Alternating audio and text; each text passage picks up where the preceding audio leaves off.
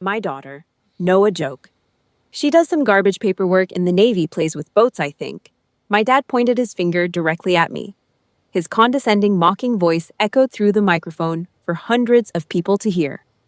At my sister's lavish wedding, giggles started to ripple through the crowd and quickly erupted into full-blown laughter. 200 elite guests doubled over, mocking the petty desk job he had just planted in their heads. I sat completely frozen in the back corner of the room, my knuckles turning white against the linen tablecloth. But just as the public humiliation peaked, a violent sound ripped through the quiet night outside the glass doors. Screech! The burning rubber of a pitch-black armored SUV sent gravel flying across the walkway. The guests flinched, their laughter instantly dying in their throats. The heavy vehicle doors flew open. A massive man in full combat gear and elite SEAL team insignia, pinned to his chest, stormed out. Ignoring the horrified stares of the crowd, he shoved the ballroom doors wide open. His intense eyes swept the room like a sniper scope until they locked onto me. He stood at absolute military attention and roared, "Commander, we need you, now!" The oxygen vanished from the room. The champagne glass in my dad's hand began to shake violently. But before I tell you how this moment of absolute justice came to be, and the secret I hid from my toxic family for 15 years, please like this video and subscribe to the channel. Because what happened next shattered their arrogant delusions forever. The first memory that burned a permanent scar into my chest was my dad buying my younger sister Jessica a brand new car for her 16th birthday. White paint that gleamed like polished bone under the June sun. Chrome rims, a massive red satin bow stretched across the hood like she had just won a game show. My entire family gathered in the driveway, aunts, uncles, cousins, all circled around Jessica, while she screamed and jumped and pressed her hands against her cheeks in rehearsed disbelief. My dad stood next to her with his arm draped over her shoulder, grinning for the camera like he had just closed the deal of his career. My mom held the phone, angling for the best shot, calling out, "Smile, sweetheart, smile bigger," like it was a commercial, like they were selling something. I stood on the front porch with my arms folded across my chest. Nobody waved me over, nobody turned around. I was 12 feet away and completely invisible. My dad had never spent a fraction of that money on me. Not for school, not for birthdays, not for anything. But the wound that made me leave home happened years earlier, the year I turned 18. There was no driveway ceremony, no crowd, no camera. I came home from my second shift at the diner, an 8-hour grind bussing tables, hauling plastic tubs of dirty plates, dodging grease splatters from the kitchen line, and found a boxed cake from the grocery store sitting on the middle shelf of the refrigerator, wedged between a jar of pickles and a half-empty carton of milk. My name was misspelled on the frosting. "Happy birthday, Beverly." 2 L's. I pulled the box out and set it on the counter. The overhead light was off. The house was dead quiet. My dad was at a dinner with his business partners downtown. My mom had texted me at 6 p.m. "Too tired tonight, Hungy's cake's in the fridge." Jessica was too young to know the difference. I pulled a knife from the drawer, cut a single square from the corner, and ate it standing up in the dark kitchen. The frosting tasted like wax and food coloring. I chewed slowly, staring at the smudged letters of my misspelled name. Then I put the rest back in the fridge, washed the knife, dried it, and went upstairs to count the money in the shoebox under my bed. $412. Wrinkled bills and a Ziploc bag of coins.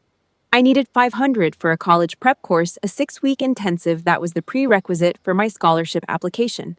Without it, the application was dead on arrival. The deadline was 5 weeks out. I was working 3 jobs that winter. I bussed tables at a steakhouse on Route 22 every weeknight from 4 to midnight.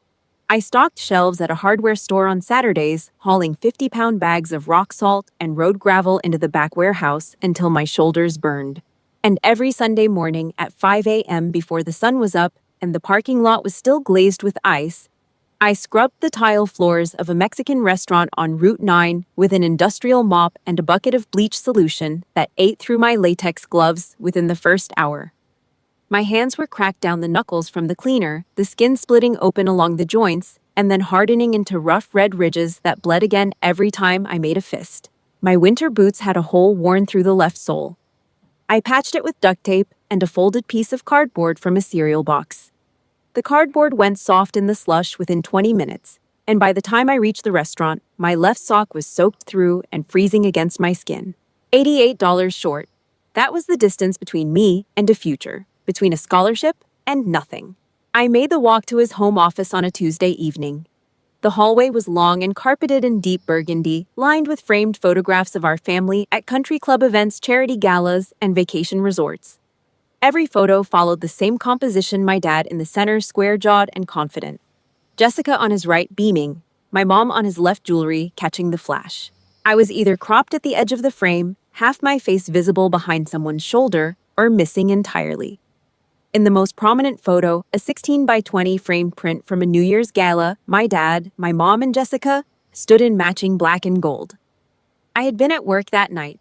My space in the photo simply didn't exist. The door to his office was heavy oak with a brass plate handle. The metal was cold under my fingers. I pushed it open and the smell hit me first: expensive leather from the 2 armchairs flanking the window, the stale residue of Cuban cigars that clung to the curtains, and the sharp chemical scent of furniture polish rubbed into dark mahogany. He sat behind his massive desk on a Persian rug that cost more than my entire year of wages from all 3 jobs combined. The Wall Street Journal was open in front of his face, held up like a shield blocking his eyes. I inhaled sharply, steadied my stance. "Dad, I've saved almost enough. I just need a $500 push for the course." My voice trembled on the last word. I locked my jaw shut to stop it from going further. He didn't lower the paper. The pages rustled slightly as his thumb turned to the next section, a dismissive, papery sound that filled the silent room. "Money doesn't grow on trees, Beverly," he said. The words came out flat-board, rehearsed like he kept a filing cabinet of dismissals ready for me and had simply pulled the one nearest the front. I gripped the zipper of my jacket until the metal teeth bit into my palm, pressing grooves into the calluses. "I know. But this course determines my scholarship." The newspaper lowered. Slowly, his eyes locked onto mine. They weren't angry. They weren't concerned. They weren't even dismissive. They were bored. The look a man gives a telemarketer he's about to hang up on. "We've poured too much money into Jessica's future. Can't take care of both," he stated, as if there were a mathematical limit to his fatherhood. As if love were a budget line he had already allocated. He folded the paper with one sharp crease and set it on the desk beside his crystal tumbler of scotch. His eyes returned to the stock charts glowing on his laptop screen.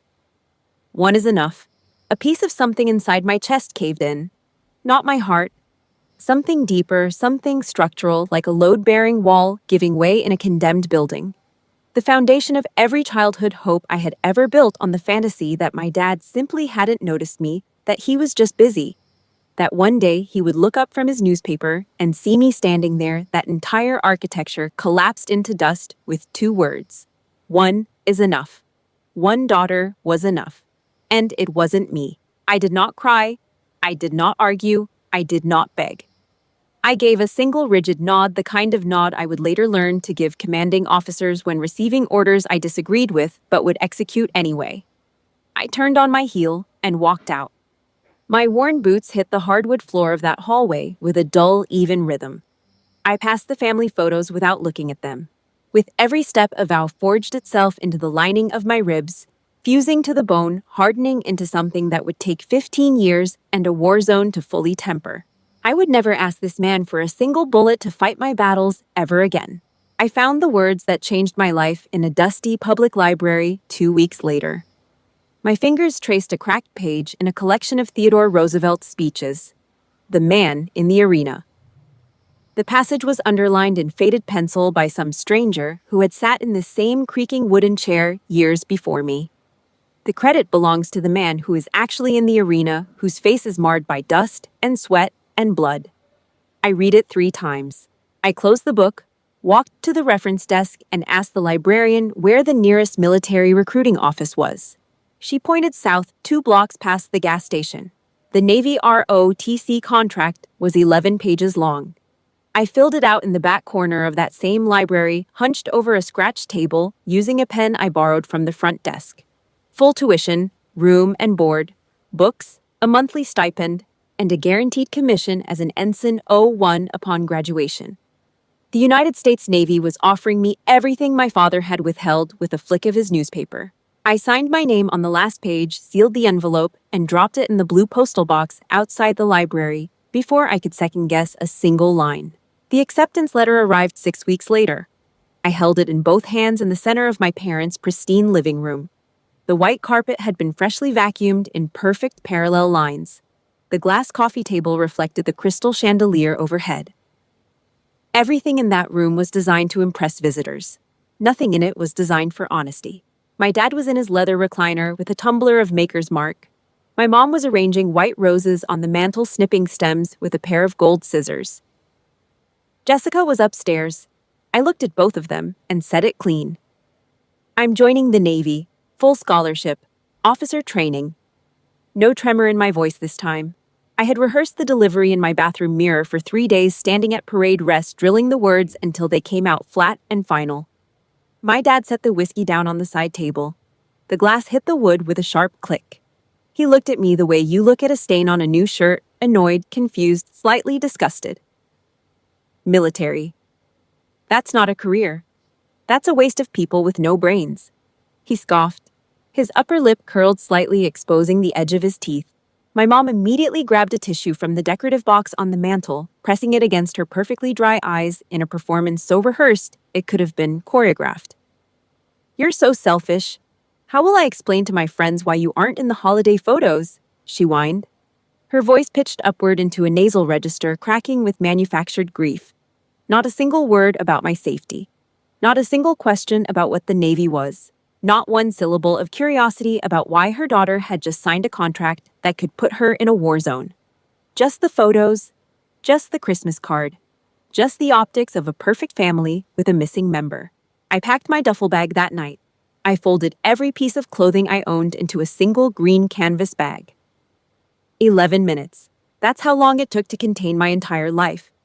I zipped it shut, slung it over my shoulder, and walked out of that house without turning off the light in my room. Nobody came to the door. Nobody called my name. The front porch light wasn't even on.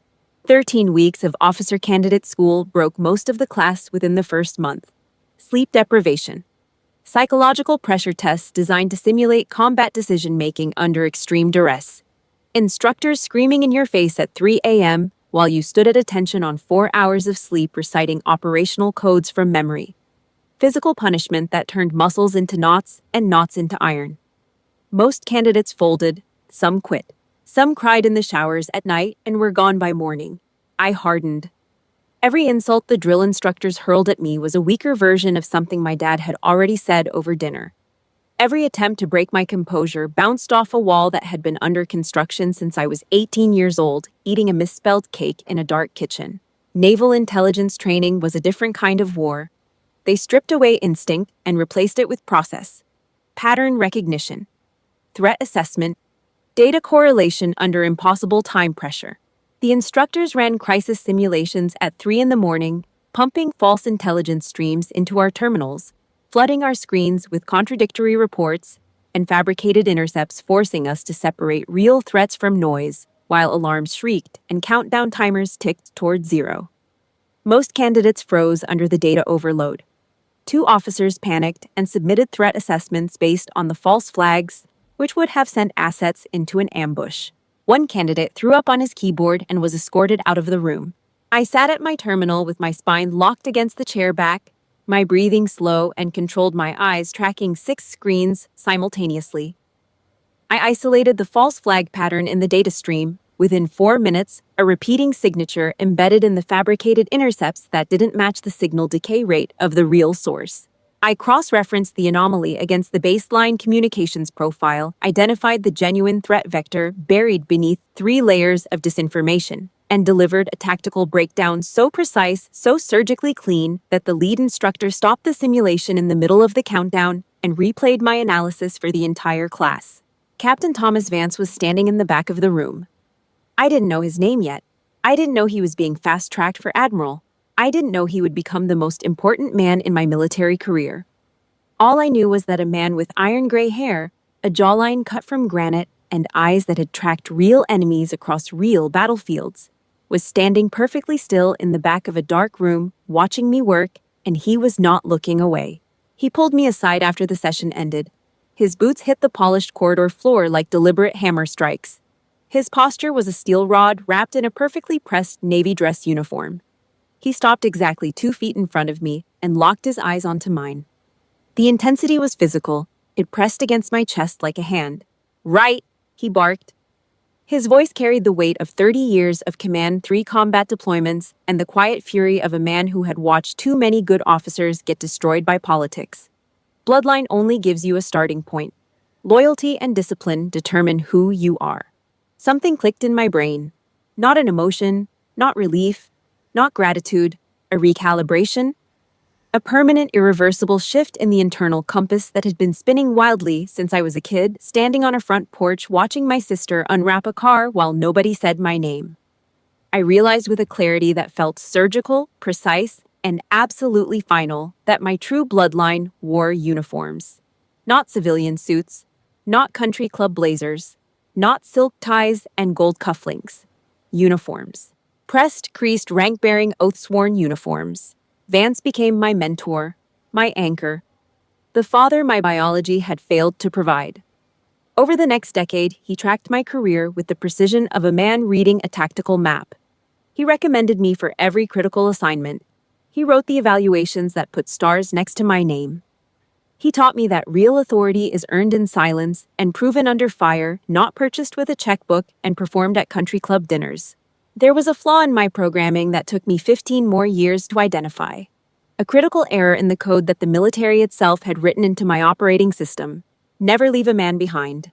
The code drills it into your nervous system from the first day you put on the uniform. It becomes instinct. It becomes religion. You run into fire for the person next to you. You drag a wounded stranger through mud and blood and shrapnel because the code demands it. It does not ask whether the person is worth saving. It does not evaluate the tactical cost. It commands you to act. I carried that code home with me. Every leave, every holiday, every awkward phone call, every stilted family dinner where I sat in my dress uniform while my dad talked over me and my mom rearranged the silverware. I kept running back into the fire of my own family, dragging people who did not want to be saved, who were not wounded, who were in fact the ones holding the match and the gasoline. By the age of 33, I wore the silver oak leaf of a Commander 05. My thrift savings plan portfolio built on 15 years of disciplined military investments, combat zone tax exclusions, and a lifestyle that cost a fraction of my income quietly dwarfed my dad's entire business net worth. He didn't know that. None of them did. They still saw me as the girl with the misspelled birthday cake and the duct-taped boots. I let them see it because the code told me to keep fighting for the squad. Even a broken, hostile, ungrateful squad that fired at its own members. That changed the night I brought Marcus home. Lieutenant Marcus Cole, 03. Surface Warfare Officer, MIT Physics degree. Hands that could rebuild a diesel turbine from parts and write a tactical navigation algorithm on the same afternoon.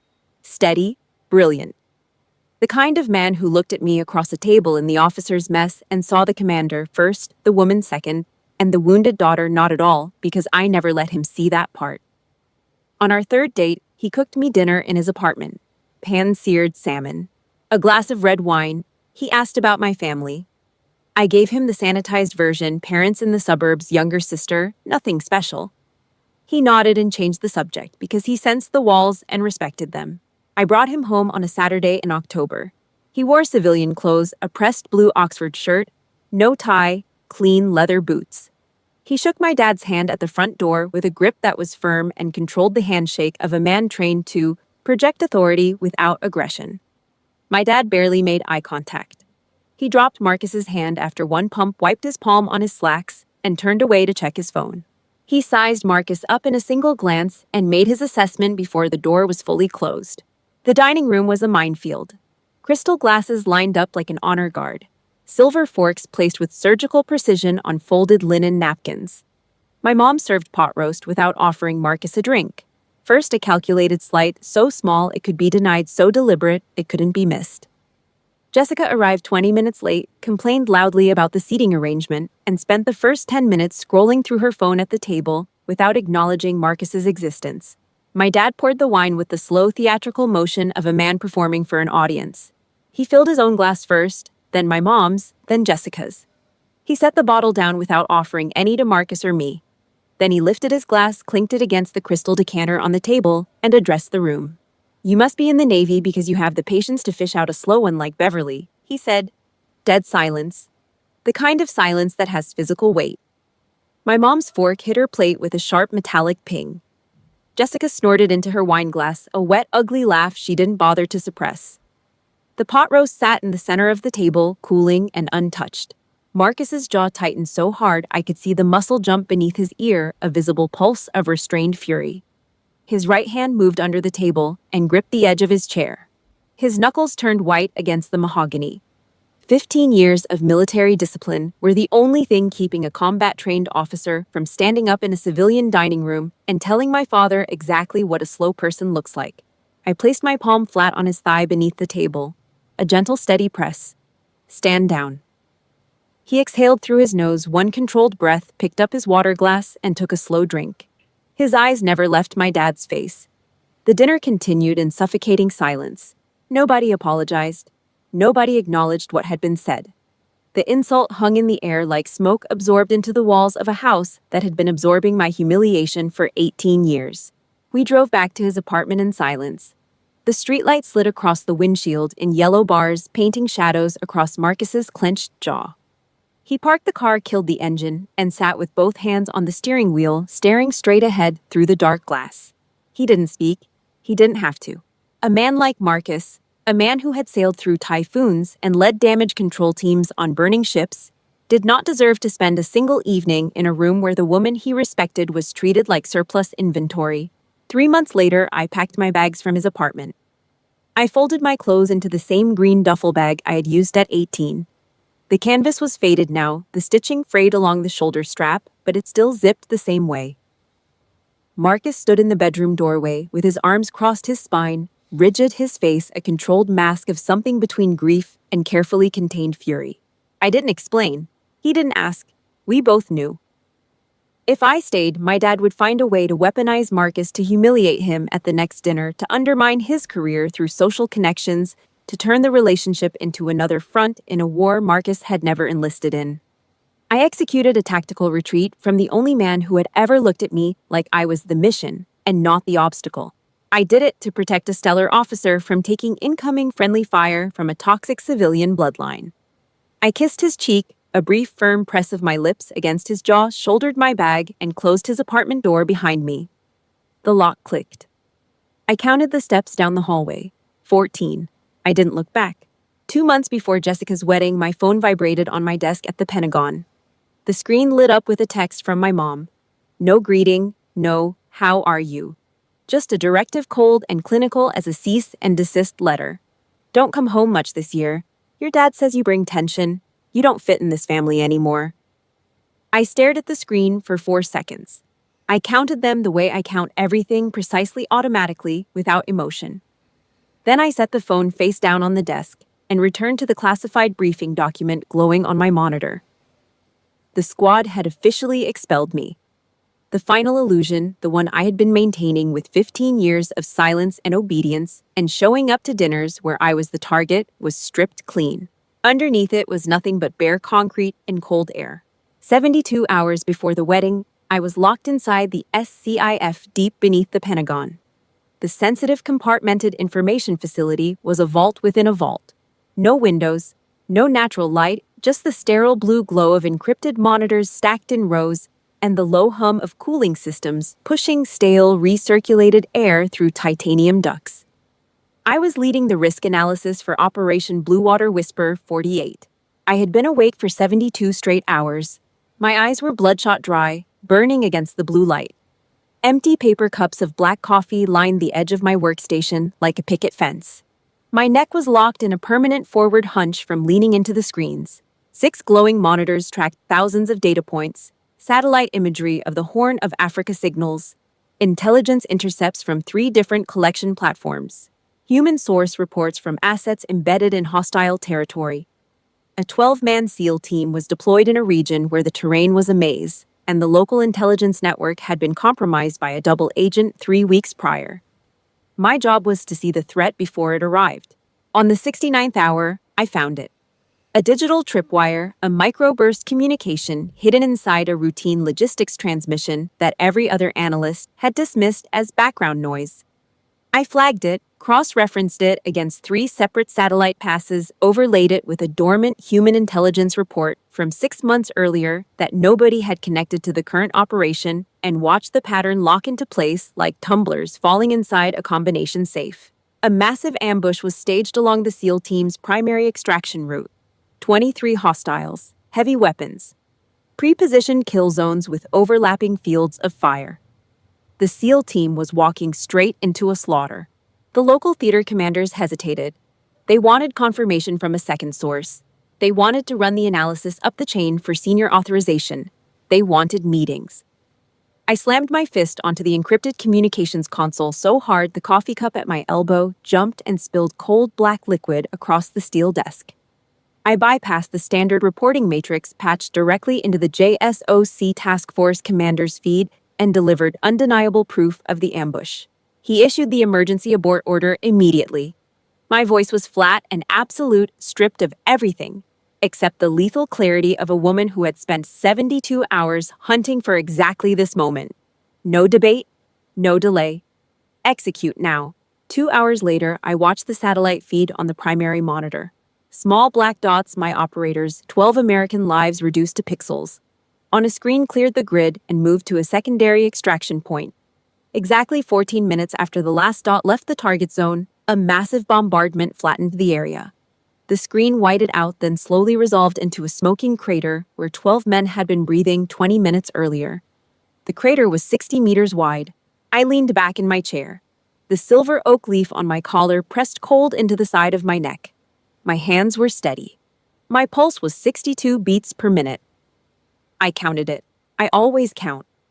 My dad denied me $500 for a college prep course. The United States government trusted me with billions in military assets and the survival of its most elite warriors. That night, an encrypted message flashed across my secure terminal from the 04 SEAL commander, the team leader I had just pulled from a kill box. 5 words. Commander, you brought us home. This life is yours. I read it once, cleared the screen, turned back to the next threat assessment. That was Tuesday. On Wednesday, the wedding invitation arrived in my Pentagon mailbox. Thick cream cardstock, gold embossed lettering. Jessica's name in calligraphy so ornate it looked like it belonged on a royal decree. My name was handwritten in the corner of the envelope, in my mom's looping script, an afterthought. An administrative checkbox to ensure the guest count was accurate for the catering company. I held the invitation under the fluorescent light of my office and ran a threat assessment. Not on the wedding, on my dad. I knew his operational playbook the way I knew enemy doctrine, pattern of behavior, core motivation, escalation sequence, and desired endgame. If I didn't attend, he would weaponize my absence within the first hour. He would stand in front of 200 guests and play the wounded patriarch. Oh, my eldest daughter is too jealous of her younger sister. Too petty to even show up. He would use my empty chair to paint me as the family failure, the bitter, cowardly officer who couldn't face Jessica's success. My mom had already told me I didn't fit. My dad had already said I brought tension. They wanted me to feel the sting and disappear. That was the trap. My absence was the weapon they needed me to hand them. I set the invitation on my desk, pulled out a blank notepad, and wrote 2 words: attend, observe. I was not going as a daughter. I was not going to celebrate. I was conducting a final reconnaissance mission behind enemy lines, carrying one last scrap of something I hadn't fully killed yet, the hope that maybe if I sat quietly in the back corner and smiled at the right moments, the broken squad might let me back in. I traded their toxic rejection for a family forged in steel and honor. If you have ever had to walk away from your own blood to protect your peace, please like this video and share your story in the comments. We survive by building our own impenetrable shields.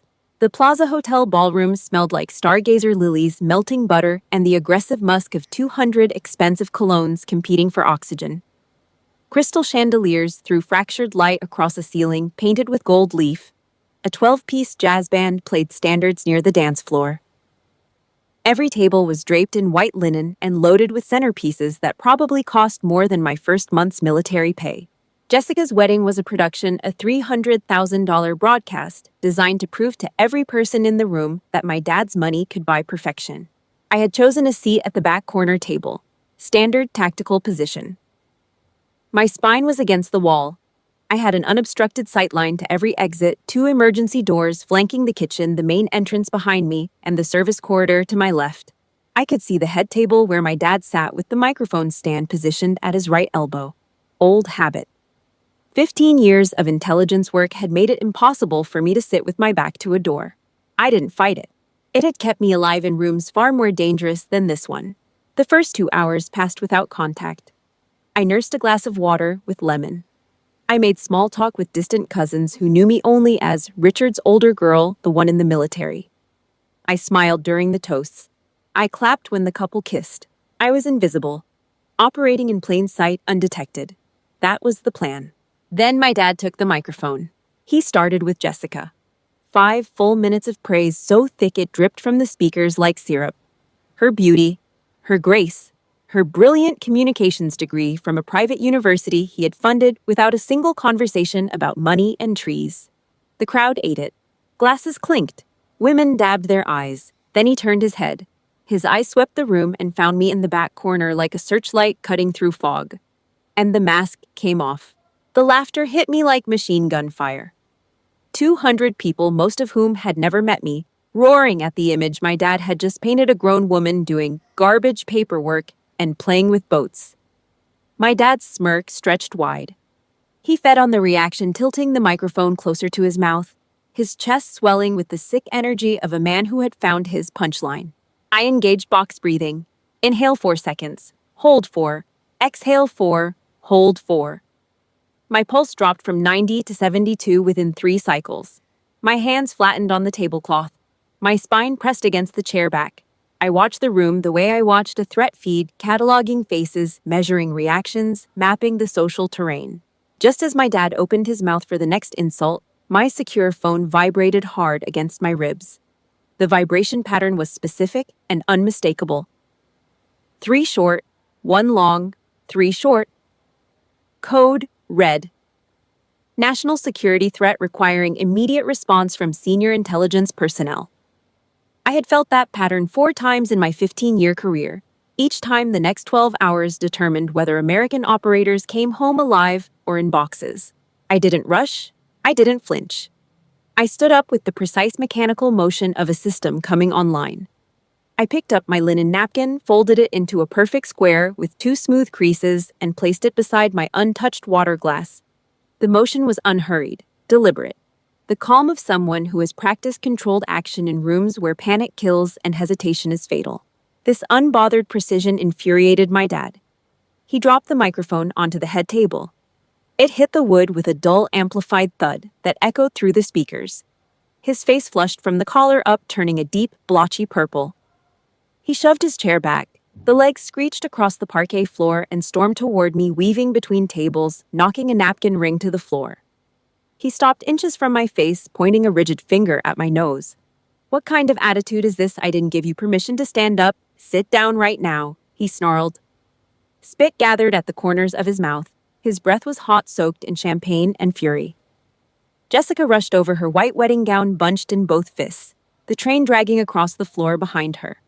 "Trying to pull a stunt on my big day, can't stand someone else shining brighter," she shrieked.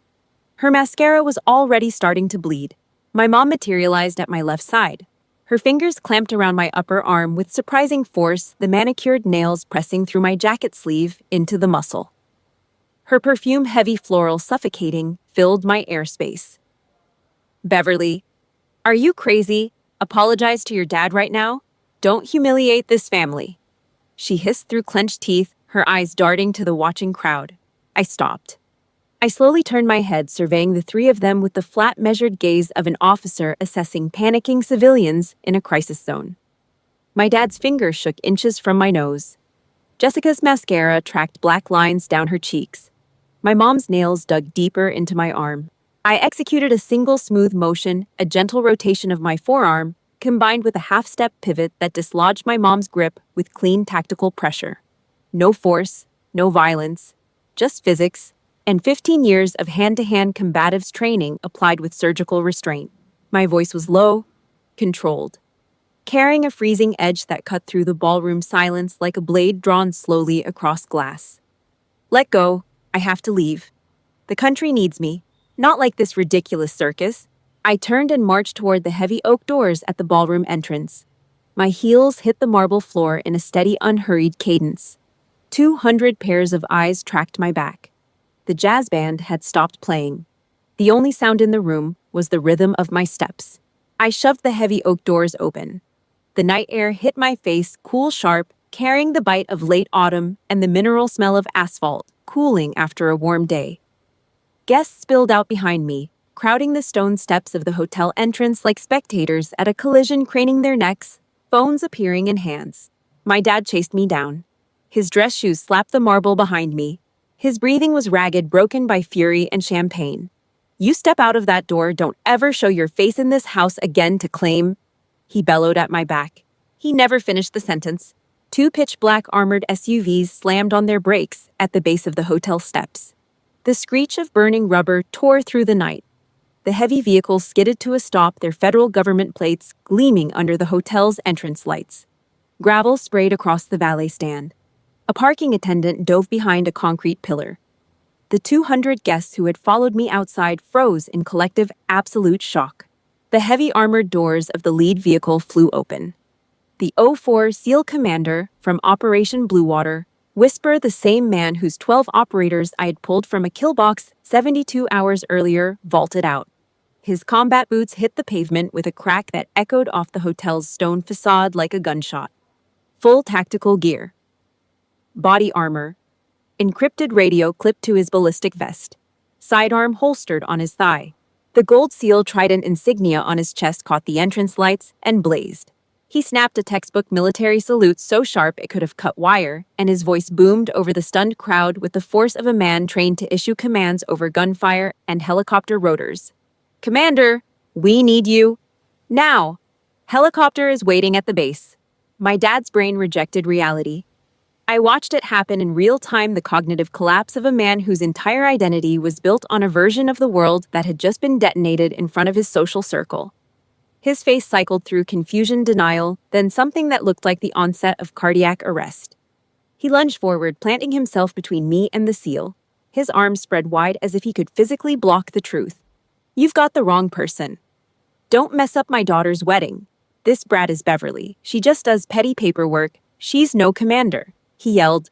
His voice cracked on the word, commander. The delusion that had sustained him for 35 years was fracturing in public in front of every business partner, every golf buddy, every country club acquaintance he had ever performed for. And his nervous system was short-circuiting. Jessica screeched from the top of the hotel steps, her white dress glowing under the entrance lights. "Guards, kick these people out." The SEAL commander slowly lowered his saluting hand. He took one heavy, deliberate step forward. His right hand dropped to rest casually on his tactical holster. Not a draw, but a statement of federal authority. A posture that communicated to every person watching that the chain of command in this moment ran through him and terminated at the Constitution of the United States. His voice dropped to a terrifying, deadly calm, the quiet register of a man who had killed in combat and would do so again without hesitation if the mission required it. "Sir, falsifying the identity of a senior intelligence officer and obstructing a national emergency mission is a federal crime. If you take one more step, I have full authority to neutralize you on the spot. Step back." The words hit my dad like a physical force. A sledgehammer swung into his chest. His knees visibly buckled. His face drained from purple to ash gray in the space of a single heartbeat. The champagne glass he was still clutching, the same glass that had been shaking when the SUV first arrived, slipped from his fingers and shattered on the concrete steps. Crystal fragments scattered across the stone, like broken teeth, glittering under the entrance lights. 200 elite guests stood in dead silence, watching the most powerful man in their social circle crumble in front of a federal operator who outranked his entire civilian world. I didn't give my dad a single backward glance. I looked at my operator, the man who owed me 12 lives, and gave a sharp, downward nod. "Copy that. Get in," I ordered. The SEAL pulled open the rear door of the armored vehicle. I stepped into the dark, reinforced interior. The door slammed shut behind me, with the heavy final sound of a vault ceiling. Through the tinted, blast-proof glass, I watched my dad standing on the hotel steps with his mouth open, his knees bent and his empire of lies bleeding out onto the concrete beside the shattered glass. The armored SUV tore through the city. The driver accelerated through 2 yellow lights without slowing. Inside, I flipped open my ruggedized laptop on the fold-down tactical desk and established a secure uplink to the Pentagon's classified network. The SEAL commander in the front passenger seat was already on encrypted comms relaying my estimated time of arrival to the operations center. The city blurred past the reinforced windows in smears of yellow and white light. 18 hours inside the SCIF. I directed intelligence assets across 3 time zones. I briefed the National Security Council via secure video feed at 3 a.m., standing in front of a wall-sized tactical display with red and blue threat markers scattered across the Indian Ocean. My voice was steady. My analysis was precise. The Joint Chiefs asked 4 questions. I answered all 4 without notes, without hesitation, without a single waver in my voice. By the time the threat was neutralized, the kill chain confirmed broken, and the final asset reported secure. I had been awake for over 90 consecutive hours. I walked out of the vault, passed through 3 security checkpoints, and stepped into the quiet E-ring hallway of the Pentagon. The fluorescent lights buzzed overhead. My shoes clicked on the polished floor. I reached into my jacket pocket and pulled out my civilian phone. I powered it on and leaned against the cold concrete wall while the screen loaded. The device reconnected to the civilian network and the notifications cascaded.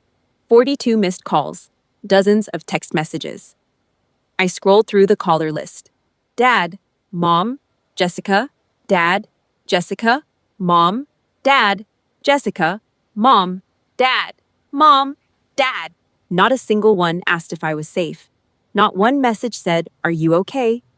Not one voicemail asked where I was or whether I was alive. 42 calls, 0 concern. I opened the first text from my dad. Timestamp 11:47 p.m. The night of the wedding. You dared bring those cheap actors to ruin my reputation, right, Commander Military? Don't try to fool me. I'll sue you in court for sabotage. I scrolled to Jessica's message, sent at 1:14 a.m., 4 hours after the extraction. Staging an action movie to steal my spotlight. You bastard, you're insanely jealous of me, aren't you? My mom's text arrived at 6:30 the next morning after she had presumably slept on it and concluded that reality was negotiable. Beverly, please go online and clarify that it was just a joke. Your dad's partners are laughing at us. A cold, genuine smile crossed my face. Not amusement, confirmation. The last variable in the equation had resolved. The data set was complete. Abusers do not apologize. They do not ask if you survived the night. They rewrite reality to protect the only thing they have ever truly loved, their own reflection. I didn't type a single word in response. My thumb moved across the screen in a rapid mechanical sequence, the efficient, practiced motion of a person executing a pre-planned operation. I opened my dad's contact, scrolled to the bottom. Pressed, block. Confirmation prompt. Confirmed, contact blocked. I opened Jessica's contact. Pressed, block, confirmed. I opened my mom's contact. Pressed, block, confirmed. Each tap was deliberate. Each confirmation click was the smallest, most satisfying sound I had heard in 35 years. 3 clicks, 3 seals on 3 coffins. I dropped the phone into my pocket and walked back toward the operations wing, leaving their delusions to rot in the digital dark. 1 week later, my cousin Rachel called. She was the only family member whose number I hadn't purged from my contacts, not out of affection, but because Rachel had always functioned as a reliable intelligence source. She operated outside my dad's direct sphere of influence and had a journalist's instinct for detail, a memory for exact quotes, and zero loyalty to anyone's narrative. She was the closest thing to an unbiased field asset I had inside the family perimeter. I answered on the second ring. Go ahead, I said. Rachel delivered a situation report so thorough it could have been briefed to a joint task force commander. 3 days earlier, she'd been at my dad's country club, the same oak-paneled, leather-chaired temple of privilege, where he held court every Saturday afternoon with a rotating cast of business associates, retired executives, and social climbers. My dad had launched a damage control operation. He was spinning a story so pathetic, so desperately transparent, that Rachel had to stop twice to keep from laughing into her gin and tonic. His version, the tough love he had administered to me over the years, was a deliberate strategic parenting technique. Rachel lowered her voice, imitating my dad's baritone. "I pushed Beverly into the Navy because I saw her potential," Rachel quoted. "The humiliation was motivation. That commander rank is a reflection of the right family discipline." Rachel paused. His exact words. "Bev," verbatim. He was selling it like a closing argument. I exhaled once through my nose, a single measured breath. "It gets worse," Rachel said, and I could hear her leaning forward in her chair. A retired Navy two-star general who maintained a membership at the same club had been sitting 3 tables away, drinking coffee and reading the morning paper. He heard my dad's performance. He set his coffee down. He folded his newspaper. He stood up, crossed the dining room floor in 4 measured strides, and walked directly into my dad's personal space, close enough that my dad had to lean back in his chair. The general's voice carried to every corner of the room. "You treated an active-duty commander, someone who risked her life for America, like a dog. You don't deserve to be a father." My dad's face went sheet white. His mouth opened and closed without producing sound. 2 of his business partners quietly pushed their chairs back, picked up their drinks, and relocated to the bar on the opposite side of the room without saying a word. The social exile was immediate, visible, and absolute. A cold smile pulled at the corner of my mouth. Not pleasure, recognition. Karma didn't need my help. It operated on its own timeline, and its targeting was precise. Rachel continued. Jessica was in the middle of a full-scale meltdown. A wedding guest had recorded the entire SEAL extraction on their phone, the armored SUVs, the salute, the commander's roar, my dad's crumbling face, the champagne glass shattering, and posted it online. The video went viral within 48 hours. Millions of views. Thousands of comments. The internet had taken Jessica's fairy tale wedding and turned it into a case study in narcissistic family implosion. Nobody remembered her custom gown. Nobody remembered her 12-tier cake, or the imported champagne, or the string quartet she had personally auditioned. Nobody remembered her hand-calligraphed vows, or the ice sculpture, or the $300,000 production she had spent 18 months orchestrating. Jessica's carefully curated fairy tale had been overwritten by a single devastating image, a battle-hardened SEAL commander standing at rigid attention on the hotel steps, roaring my title, while my dad's champagne glass shattered on the concrete and his entire world collapsed into ash. "So," Rachel said, her voice shifting to a careful, deliberate register, "are you going to reach out to them?" I didn't hesitate, not a fraction of a second. My voice was flat, final, and delivered with the cadence of a tactical order issued to a subordinate. "Negative, Rachel. A burned bridge provides the best light. Do not update me on their casualties ever again," I ordered. A long pause on the line. The crisp, static sound of Rachel exhaling slowly. "Understood," she said. The word carried the weight of finality. I hit the end call button. The cold click echoed in my silent office. I opened my contacts, scrolled to Rachel's name, and deleted her number. The last communication line to my former family disappeared from my phone. The purge was officially actively complete. No incoming lines, no reconnaissance channels, no bridges left to cross or burn. The perimeter was sealed. I stood on the massive stone balcony of the Pentagon. The morning air was sharp against my face, carrying the faint metallic scent of the Potomac. I held a paper cup of black unsweetened coffee, the same bitter burnt roast the E-ring break room had been brewing since before I was commissioned. The sun cracked over Washington, D.C., throwing long shadows across the courtyard 5 stories below. There were no missed calls on my phone. No passive-aggressive texts. No voicemails wrapped in guilt. Just the quiet hum of the military machine waking up boots in distant hallways, encrypted radios, clearing frequencies, the low vibration of a C-17 on final approach to Andrews. Heavy footsteps behind me. The unmistakable sound of polished leather boots striking stone, each step landing with the deliberate, measured weight of a man who had commanded carrier strike groups and sent thousands of sailors into harm's way. I didn't turn around. I didn't need to. I'd been hearing those boots for 15 years.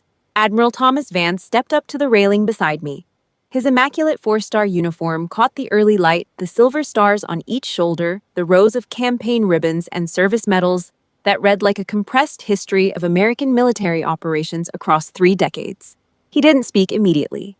He stood shoulder to shoulder with me and looked out over the waking city in the kind of silence that only exists between two people who have bled for the same flag and buried friends under the same soil.